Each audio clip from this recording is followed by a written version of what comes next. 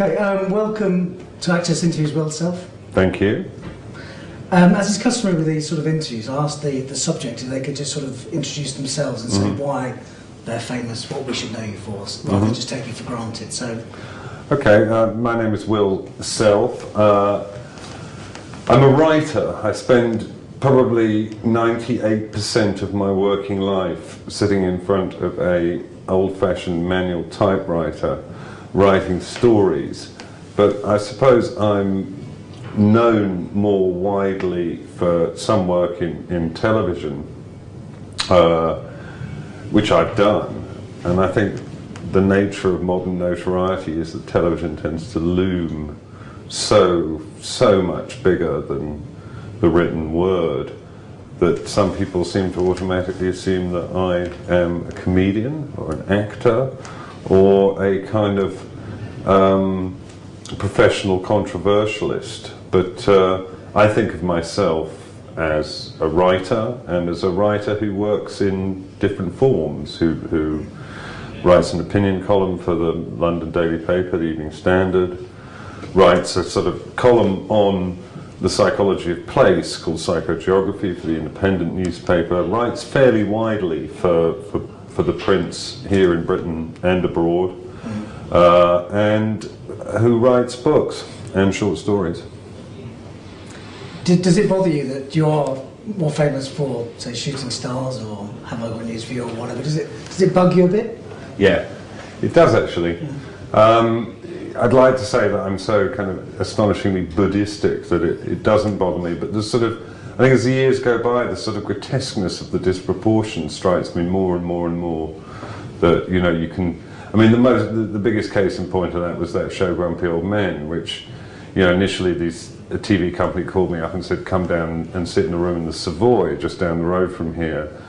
And I'd been working on a newspaper column that morning that was off the back of a Murray opinion poll that had come out that showed that men in my demographic, i.e. baby boomers, I think I was only 41 or 2 then, you know, so people born between 1948 and 61, men, were the most dissatisfied people in the country. And they said, you know, do you have any opinion on this? And I'd actually been writing something on it, part of my newspaper column that day, and I said, yeah, I got some opinions on that. And they said, will you come down to this hotel room and talk about it for an hour?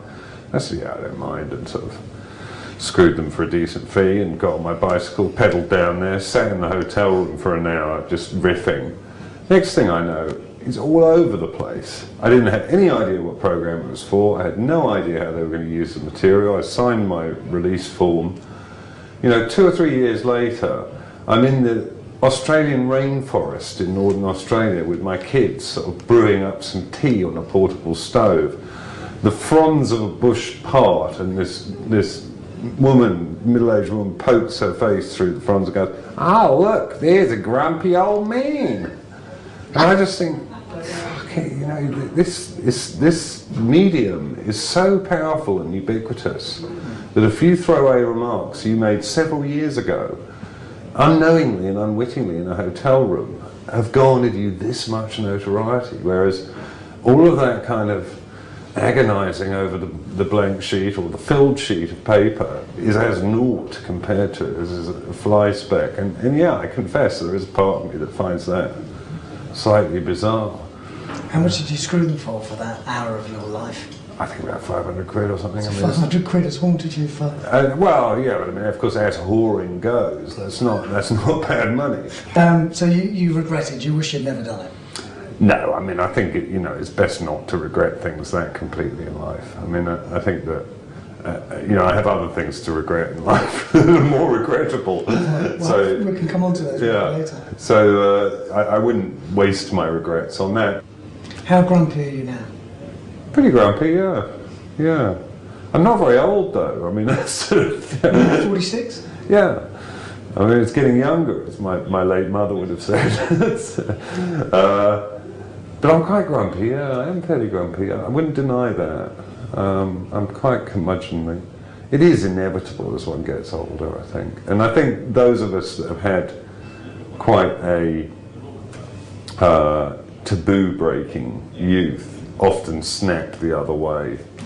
most egregiously, and we've got to guard against it and sort of remember, you know, we were young once, and kind of enjoying that license, even though we find it in the young and the not so young rather annoying. What are the key things, Will, that are really making you grumpy at the moment?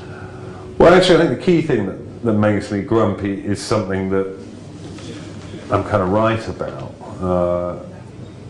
I've kind of recently, for the first time in my adult life, I've stopped driving a car.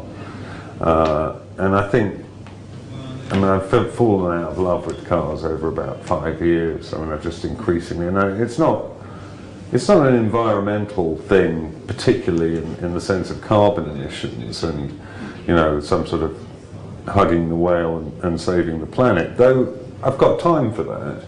It's more the kind of very local aesthetics of car driving and what it does to you psychically. I find incredibly, I just don't enjoy it anymore. I find it, you know, I really feel imprisoned and trapped by cars, and I find the way in which, I call it the divine right of cars. You know, the way that cars behave, and I say cars advisedly because I think drivers kind of meld with their cars. They become, you know, they become the sort of wet brain in this steely brain box. I find that very kind of disturbing, and I find it kind of very destructive of the kind of what I like about the urban environment. So, you know, they make me very grumpy. Car drivers make me very grumpy. But was part of giving out cars the parking restrictions, the congestion, and all the vicious stuff that goes with it?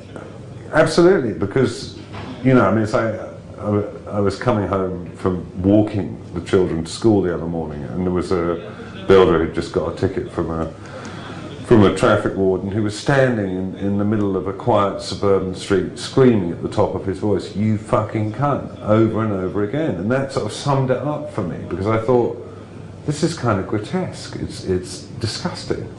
And, you know, the guy he was screaming at, he didn't do anything to deserve being abused in this fashion at all. And I tend to see it from the warden's point of view, not the car driver. All the car driver's got to do, all right, maybe this guy was in a commercial vehicle and he needed to use it, but on the whole, all the private car driver has to do to avoid parking fines is not drive. Very simple. And yet they can't get their heads around that.